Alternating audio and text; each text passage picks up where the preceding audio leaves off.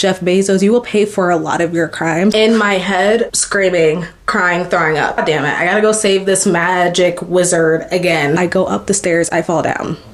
Hello everyone and welcome to my channel. If you are new, if you're not new, welcome back to my channel. My name is Marina and it's time that we actually do the thing that I've been saying I need to do for literal months. We're starting my TBR Takedown series. I mentioned to you guys last month that I really wanted to focus on my physical TBR that I have because it's getting ridiculous, it's getting overwhelming, and it's gotten to the point where I need to deal with it. And the only way to deal with it is to read through it, which isn't that hard of a task, but I don't know, something about it just feels really daunting and I've been putting it off forever, but that's it. We have to start it now. So for the next few days, you're going to be joining me as I get through a few of the books on my TBR. I'm obviously not going to be tackling it all in this one video. This is going to be a long, ongoing series probably throughout the rest of the year. Currently in the middle of reading A Darker Shade of Magic by V.E. Schwab. This is the exclusive collector's edition. I got this secondhand and you can probably tell because look at those yellow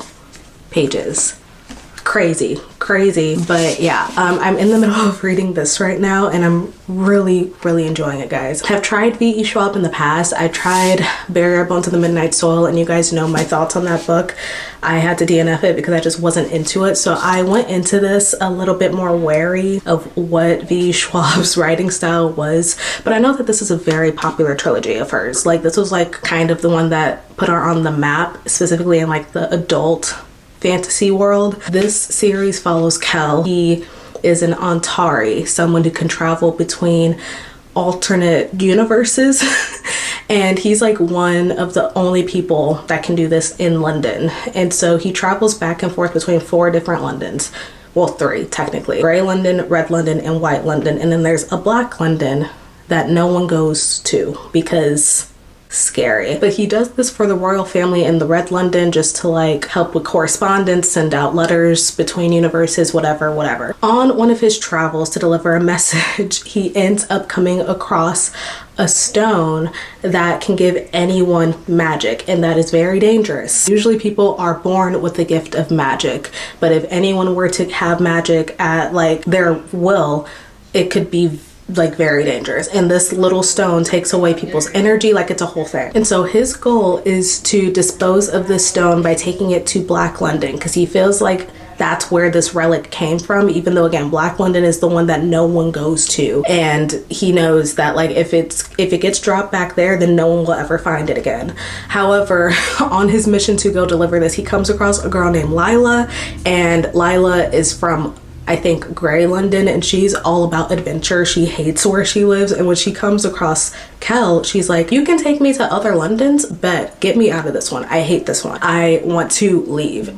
And Kel begrudgingly lets her come on his adventure, and it's just this duo against the world in the most literal sense.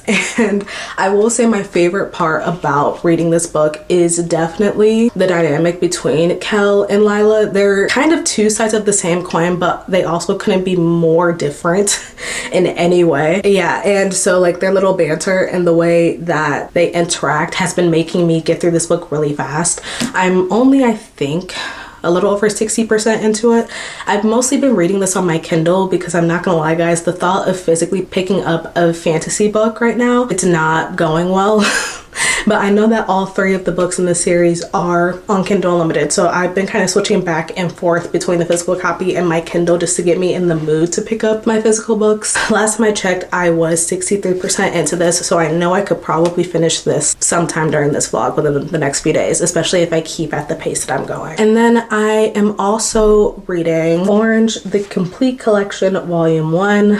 I told you guys this, that I need to reread this so I can get to Volume 2 and finally be done with this manga series. I have been putting this off for years and I don't know why, because I really liked reading the Complete Collection, the first volume, when I read it a few years ago, so I really don't know what that's about, if I'm being honest. Planning on starting this probably at work, simply because if I try to read A Darker Shade of Magic, it's really hard for me to get into a fantasy while I'm like doing my job, you know, whereas with manga, it's a little bit more simple. You guys know every time I read a volume of The Summer Hikaru Died, I'm usually doing it at my job. Oopsies. I haven't started my reread of this yet, but I am bringing it to work today, so expect it to get done soon. It's a long manga, like it's pretty thick, but that's because it's like an omnibus collection, so like there are multiple volumes in here, but I do feel like I could get through this pretty fast if I just like dedicate myself. Those are the 2 books that I'm currently reading right now, and like I said, I'm hoping to finish volume 1 so I could start volume 2 of Orange sometime within this vlog. I'm not trying to drag that one out too long because then it'll also make me feel better if I complete a series in this vlog. But yeah, with that being said, I do need to go to work. I am running a little bit late, but I will talk to you guys later when I get back. All right guys, I am back home from work. It is damn near 9 o'clock and I'm not gonna lie, I'm very tired. Work wiped me out today, so I'm gonna keep this update a little short and sweet. I have gotten through volume 1 of Orange and I forgot how much I love this first collection. Well, no, that's not true. I knew I loved it and it's kind of stuck with me ever since I read it the first time, but being able to dive right back into this story, to these characters, it brings all the emotions right back. Like reading this during work, I was very fragile the whole day. So I realized earlier that I did not explain to you guys what Orange was about. So I'm gonna do that right now. Orange follows a group of friends who are in high school. I think they're in their junior year. One of the girls in the group, Naho, gets a letter from her future self in like 10 years into the future, okay? And the letter basically tells her to look out for this new guy in school, Kakeru. Naho is confused because she's like, is this a prank? I don't get it. And I'm not laughing. She's like, I don't understand what this letter is doing here. And then the letter also has like a bunch of stuff that only her future self will know will happen on a specific day. So when she sees that all of this stuff that's in the letter is actually happening in real time, present day for her, she's like, okay, so this is obviously true. Someone from the future is writing to me to look out for this boy.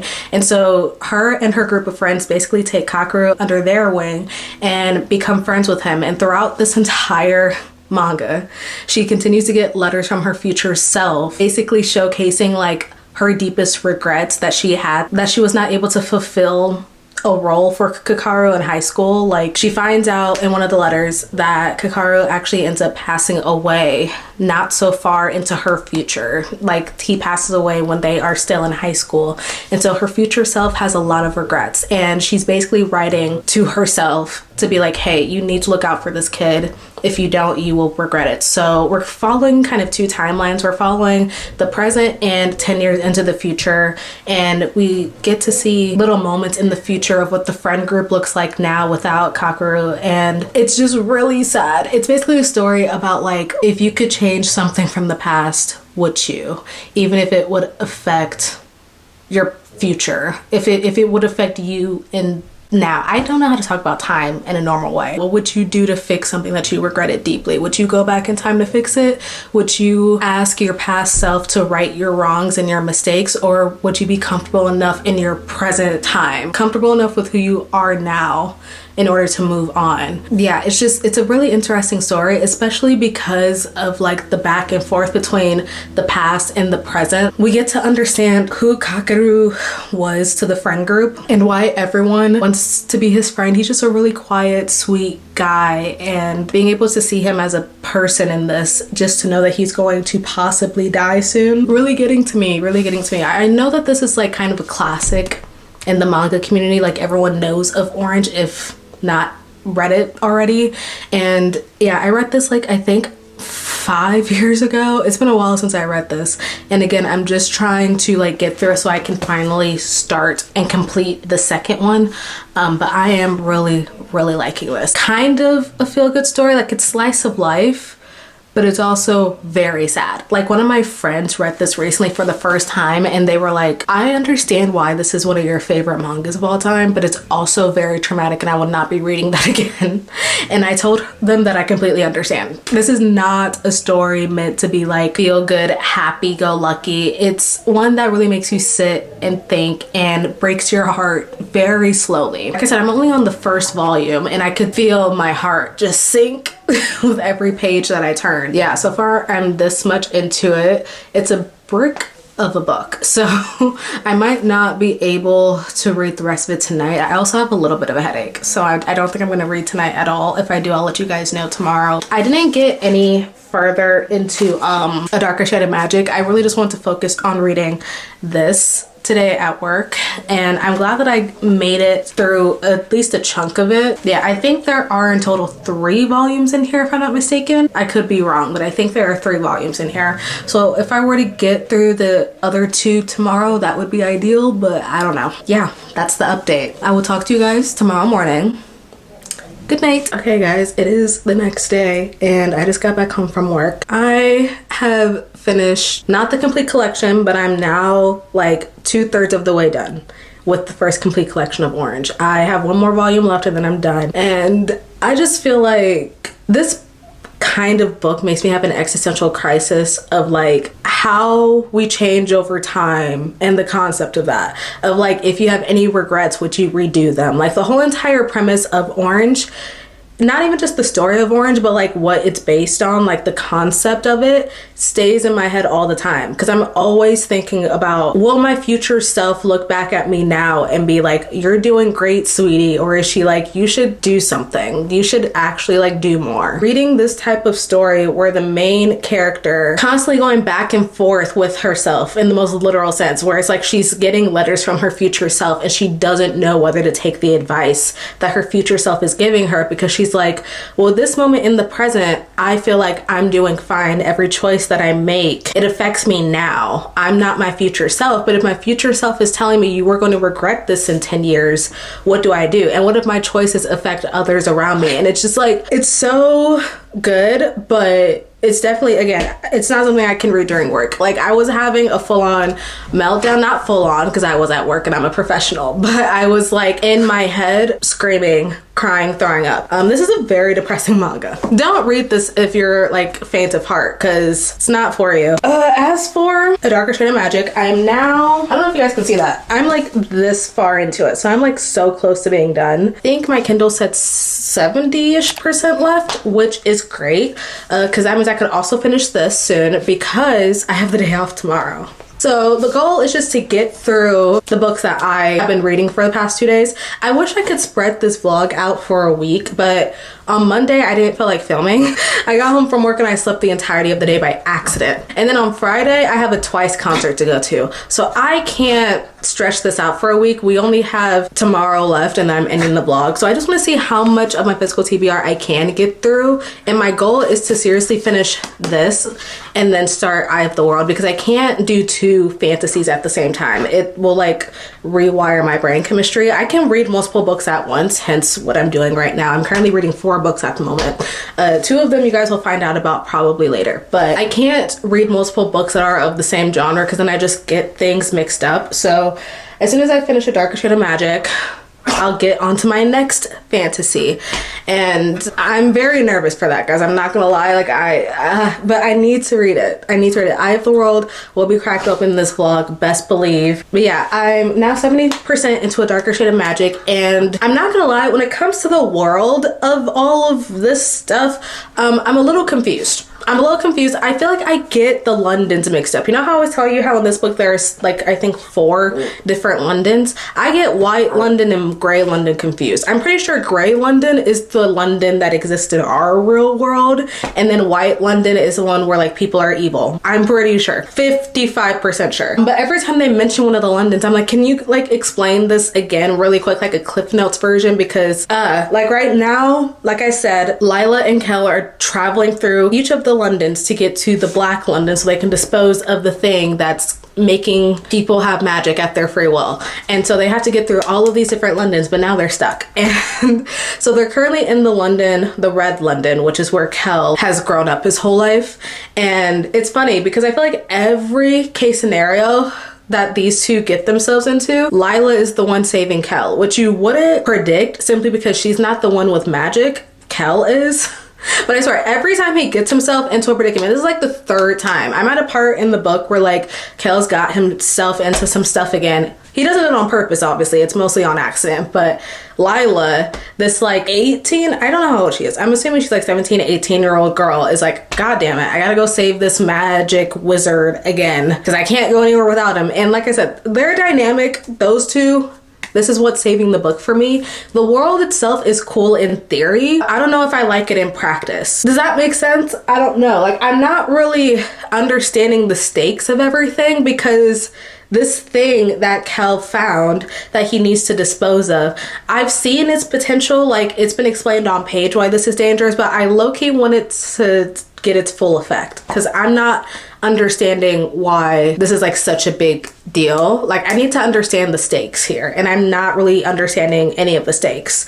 I'm just vibing out right now. And I know this is a trilogy, so that's another series that I have officially started. I don't know if I will be continuing it though. It all depends on how I feel by the end of this book, because you guys know me, if I like the characters enough, I will push through an entire series. But yeah, I'm going to continue reading for the rest of the day because I'm now home and I can just like rest and read, and that's all I want. So I'll update you guys later. Bye bye.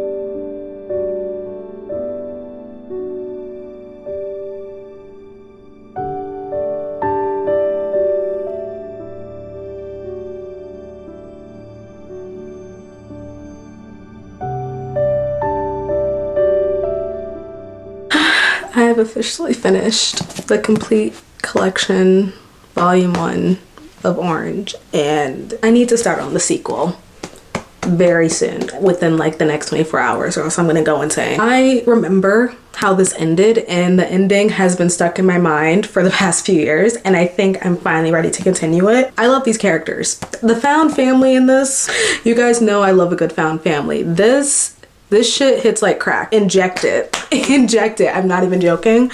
I love every single character in this. I know I keep on talking about the two main characters we're following, Kakeru and Naho, but you get to learn about their whole entire friend group. And again, you see them in the past, which is technically the present, and the future, and you get to see how different their friendship is from the future and in the present. And it's just crazy because Kakeru really haunts the narrative. Like, my family is so broken because their bestie isn't there with them. Yeah, I'm definitely gonna start the sequel tomorrow, but right now I think I need to sit with it. This is just as hard-hitting as I remember, like emotionally. Yeah, I can understand why this is seen as like a classic in the manga community. Like, I highly recommend everyone read this if you have not already, because it will do some damage to your heart, but it is so worth it. Every single character in this, the story of it all, like I can't do this. I'm going insane. Yeah, that was Orange. I think I'm gonna take at least an hour to just like collect myself, and then I'll get back to you guys when I am ready to continue and finish A Darker Shade of Magic by V.E. Schwab, because that's also a book that I would prefer to get out of the way today, but something tells me I probably won't be able to finish it. So if it extends until tomorrow morning, that's fine too. That was just so good. Like, I don't know why I'm gagged. like I said, that was a reread from my physical TBR. I've literally read that book before, and yet it still continues to gag me. Hi, it is a few hours later. I took a minute to just like watch TV, eat. My mom brought me back a catfish sandwich, which was so delightful, and I had it and then I got sleepy. I also was editing another YouTube reel. I've been trying, okay, sorry, this is a tangent, but I need people's opinions and validation or else I can't get anything done. I told myself this year that I would try different ways of making YouTube content because I have been doing this for a while now.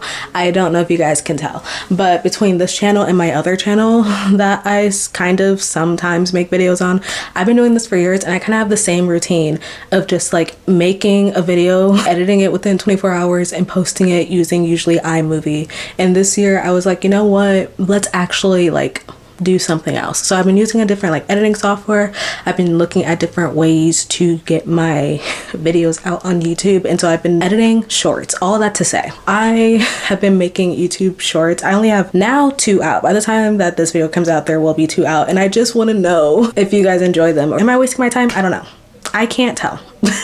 I can't tell, but they're really quick and easy to make. Like, I just edited one and it took a little less than an hour, which sounds crazy because shorts are only like 3 minutes long. But I don't know, I'm just trying. And again, since I'm using like a new editing software, this is like a good way for me to like test out some things with it without dedicating myself to editing a full like hour-long YouTube video with it. So yeah, if you are watching this video and you haven't seen my shorts, you should go check those out and let me know what you think, because I don't know. I don't know. But anyway, back to the reason why you're here. Yeah, we're gonna crack this bad boy open, and this is just for show. I will be probably finishing this on my Kindle.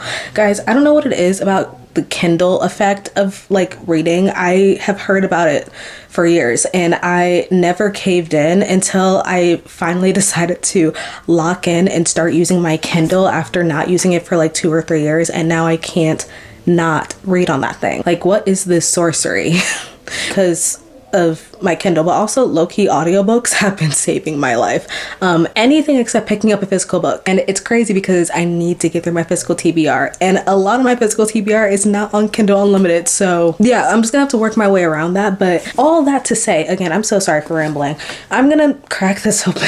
I'm gonna crack this open and I'm gonna read it. I think I told you guys earlier, but I don't have much left. I don't know if you can see past the ribbon bookmark, but I have like 70-ish% of this left, and I ended on somewhat of a cliffhanger. Not gonna lie, I don't know where this story is gonna go where it warrants 3 books. I don't know. I mean, I can tell that the problem is not gonna get resolved before this book is over, but I don't know how they can drag this specific storyline out. Like, I'm waiting for something to shift or a plot twist to come in, because I can't tell what it is. Or maybe I have a theory that Lila is not just a human. I know that she's like an orphan and she came from the human London, the gray London, aka the one in the real world, and I just have a feeling that she's not fully human. That's like my one and only theory. But besides that, I don't really have any thoughts towards anything else going on in this book. I think I'm gonna try to finish it tonight. I have the time. Do I have the free will? No. I got some coffee earlier and it was really bad, so that kind of put a damper on my mood, not gonna lie. Like, I took 2 sips of it, so I highly doubt it did anything to keep me awake, and it was just like really bad, and I'm really upset. I'm also upset because this is such a tangent and I'm so sorry. My mom, I was talking to her in her room and she was like, hey, can you give me water downstairs? And like the nice daughter I am, I'm like, yeah, of course I'll get you water. I go downstairs, I get her a water bottle, I go up the stairs, I fall down. Now my dad is in the living room hearing the thump thump thump down the stairs, and he can see me from the staircase, but all he hears is the thump thump thump, and I'm just like sitting there for like at least a good 5 seconds enjoying my little humiliation ritual, and then I run up the stairs as I hear him laughing at me, and then I give my mom her water bottle that she so kindly asked for, that I so kindly gave her, and then she was also laughing at me asking if I fell down the stairs, and I said yes. Then she shook her head and was like, good job. Okay. And here I was thinking I was being a good daughter. Okay, whatever. Story time over. I'm gonna go read. I'll talk to you guys later, hopefully when I've made like a further dent into the story.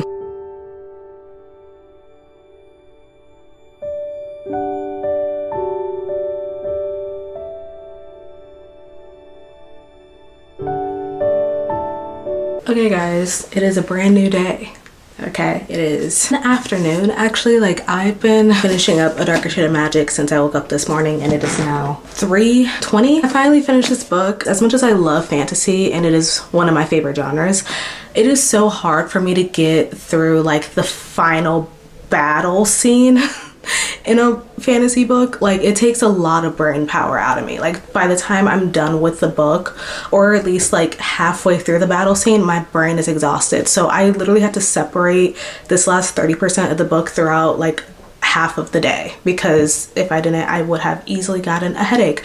But all that to say, I did finish it, and I feel like this story wrapped up in a pretty little bow. Granted, there's a lot that we could do in terms of like the world and how the world can progress outside of this first book and the way that it ended. Like, there's still a lot of open story left when it comes to that, but the story itself, the plot of this book, ended really nicely in a way that's satisfying, that makes me feel like I don't need to read the sequels. I'm not saying everything's all happy and perky and great, but it basically feels that way. So I'm debating, because like I said earlier, although I really adore the characters, the story itself was just kind of mid to me. However, if like each book is gonna follow these same two characters, Kel and Delilah, and them saving the world and like a different problem with every book, I could get behind that. Because like I said, I think it's just a trilogy. There's no more than 3 books. So if each book follows that kind of format, I'm so down to read that. I just like a very chaotic duo, and that's what these two are to a T. And it's not even like there's heavy romance in here. Like, you can definitely feel a romantic spark between the two, but like, it's not even that. It's just the fact that I think that they match each other's freak in terms of chaotic good, and it was very entertaining to read about, and they basically saved this book for me. I think that the magic system in this is pretty straightforward, but because of that, I was a little bored. Wasn't really all that into the magic system or the world itself of like being in like alternate universes in London. I feel like I would get bored of this so quickly if I were to continue this if it's just based in London, because there's not much adventure within the story. Like, yes, each London, depending on which alternate universe you are in, is very different from each other, but it's basically the same place. I don't know. If you have read this series, let me know what you think I should do in terms of reading it, because I also have a different V.E. Schwab book that I would like to read in a different series, Vicious. I have the first book that's in my physical TBR as well that I would like to get to, but this was just to test the lay of the land when it comes to V.E. Schwab, so I wanted to give her another try just to see. And the fact that I got through this book in itself is a win. But yeah, because I don't own the sequels, I don't feel like it's necessary for me to continue on with this series unless it's just like in my own downtime. Like, it wouldn't be because I need to get through my physical TBR. It would just be because I would like to read them, and I don't know if I do or if I don't. So yeah, let me know if you've read this series. Does it get better past book 1? Because right now I'm a little up and down with it. All right, with that being said, the next book I am going to be reading, The Eye of the World by Robert Jordan. It's time. Need to start this just so I can say I've officially started it, because I have yet to do that in all the years of me owning it. So I feel like if there's any book that needs to get tackled in my physical TBR this year, it's this one, and I'd rather not wait. I'd rather just at least start it. I'm not expecting to get this giant book done in this video, but I'm hoping that I can make a fair dent in it enough to want to actually get into the book and hopefully finish it before April. And then I am actually thinking about starting Orange, the complete collection today as well. I honestly might start that before starting this. Yeah, I think I just need like a little bit of a palette cleanser in between like 2 fantasies, and I think Orange could do that for me. So yeah, either way, those 2 books are going to get started and read at some point today. Like I said, it is the middle of the day and I have been reading pretty much all day, so I'm gonna take like an hour to myself and then we're going to come back. Okay guys, it's been a little over an hour, like maybe like 2 hours maybe, but I did get started on Orange, the Complete Collection Volume 2. And this one kind of picks up right where we left off at the end of the first one. So there's really no like rehashing of events or a recap. I mean, I guess there is a little bit of a recap. Like they have like this one paragraph where it lets you know, just in case you forgot what's been going on. But obviously I didn't need that because I just finished volume 1 yesterday. I'm just coming in to show you guys something that I think is funny. So this is my copy of Orange, volume 1, volume 2. Stunning covers, right? Stunning covers. Look at the spines.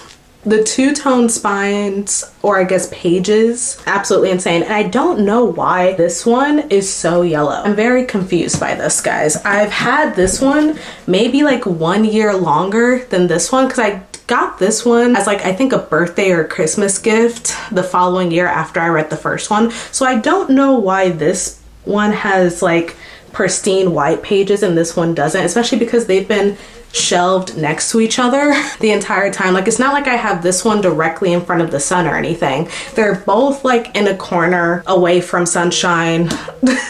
So I looked at that, I noticed, and I was like, this is kind of funny because I don't really know how that happened. All that to say though, I did start, I'm like maybe only 20 pages in. It's not as long as the first one, I will say. So I feel like I definitely will be able to get through this one fast. I mean, granted, I got through the first one pretty fast, but if I wanted to, I could probably finish this tonight, but that's not really what I feel like doing. I just ended up reading a couple of pages of this one just as a palate cleanser, like I told you guys earlier. But the real beast I'm getting into is this. My goal is to get through the first 100 pages. Sorry, I'm looking for my phone. It's currently 6:20. I am ending off this video today, but I don't want to end this video without starting this, just so I can say that I have started it. My cutoff is going to be like around 8:30ish because 9 o'clock is when the pit comes on. I will not be reading anything after I finish the pit. So yeah, whatever I can read in between now and 8:30, so I'm giving myself like 2 hours, that's gonna be where the vlog is ending. I know I've said multiple times that I'm excited for this book, but I really am. I know it doesn't show because I've been putting off reading it for a long time, but I am really excited to get to this. And I will say, like, this might end up being my longest book that I read this year, unless I end up reading the sequels, because I know that the sequels just get longer and longer and longer. So we'll see. But for right now, so far into the year, this is going to be the thickest book that I am completing on my TBR. So with that being said, I'm going to get into this. Yeah, let's get started on this.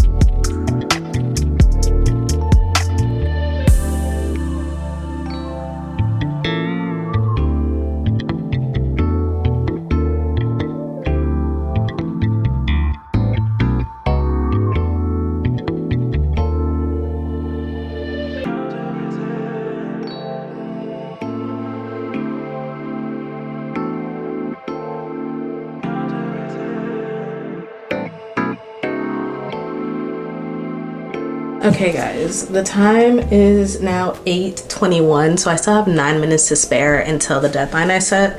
But if I'm being honest, I don't think I could finish another chapter within 9 minutes. I've officially started the book as of now because I am now on chapter 1. I got through the prologue and the pre-prologue. I don't know what you would call this. It's titled Ravens, and all it says is earlier.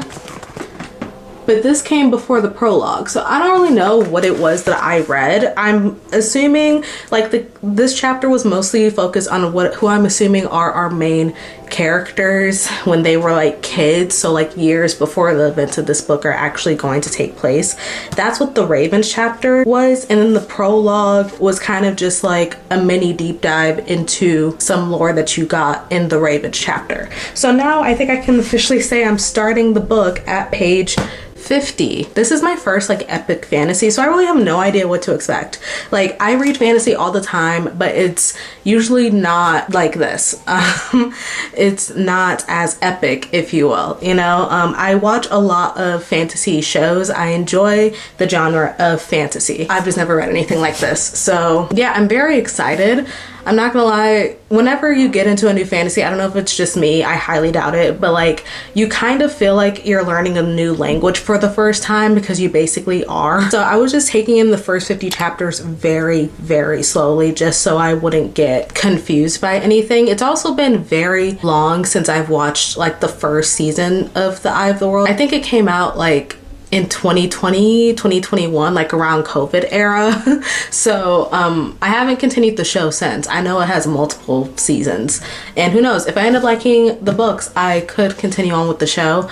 But because of that, I'm basically relearning all of this from scratch. I don't remember much from that one season of television that I watched. And yeah, I just wanted to take it in and kind of get myself immersed in the world and what is to be expected. I have nothing to really tell you guys about the book so far, because I have nothing to go off of other than there are some prophecies about the Wheel of Time, and these kids in this village are going to be involved in that, and the ravens, they see all. So yeah, I know, kind of a lackluster update, but I feel like I can't give you anything when I'm only like this far into the book. Like, that's basically nothing. So I'm sure in other reading vlogs I'm gonna have more to update, because this is definitely gonna take at least like a week of my time, at most a couple weeks. This won't be the last time you're hearing about Wheel of Time, best believe. But with that being said, this is going to be the end of the video. I feel like this is gonna be shorter than my usual reading vlogs, but like I said, I have like a lot of stuff going on this week, and I can't stretch this out to be a full week of reading, sadly.